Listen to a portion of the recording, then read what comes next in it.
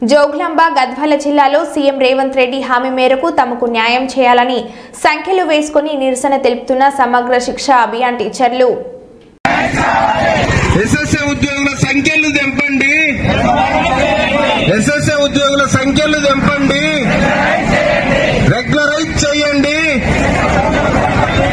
Regularise చేయండి, regularise చేయండి. మీరిచ్చిన మాటే, మీరిచ్చిన మాటే, మీరిచ్చిన మాటే సీఎం రేవంత్ రెడ్డి గారు ఇచ్చిన మాటను వెంటనే, సీఎం రేవంత్ రెడ్డి గారు ఇచ్చినటువంటి మాటను వెంటనే సాధిద్దాం, సాధిద్దాం.